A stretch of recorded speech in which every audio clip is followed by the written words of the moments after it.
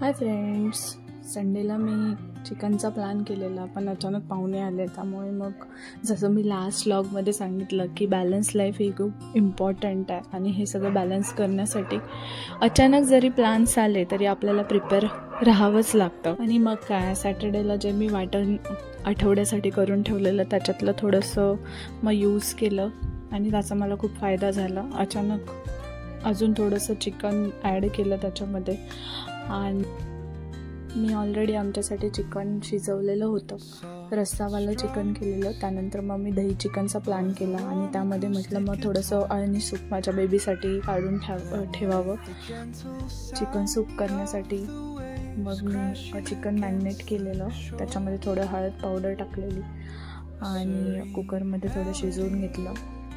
Last तुम्ही खोबरंही use करू शकता, काही लोक आणि सूपसाठी खोबरंही वापरतात, पण मी बेबीसाठी द्यायचं होतं. मग एकाच प्लॅनमध्ये माझं बेबीसाठी पण जेवण बनवून झालं.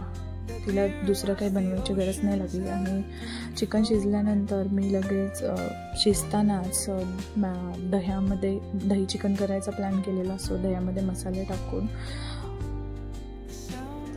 ते थोडंसं चमच्याने हलवून मिक्स करून दह्यामध्ये 10 मिनिट ठेवलं. तोपर्यंत चिकन रेडी झालेलं होतं.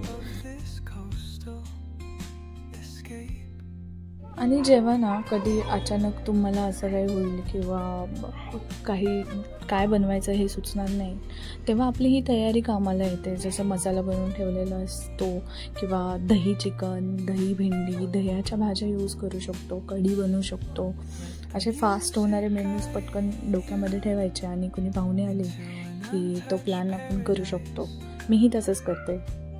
आणि आज मी दिवसभर माझ्या बेबीसोबत टाईम स्पेंड केला होता. तिची जी काही रिक्वायरमेंट होती, तिची जी काही गरज होती, तिला फुल टाईम दिलेला होता. फुल तिच्यासोबत धमाल मस्ती केली.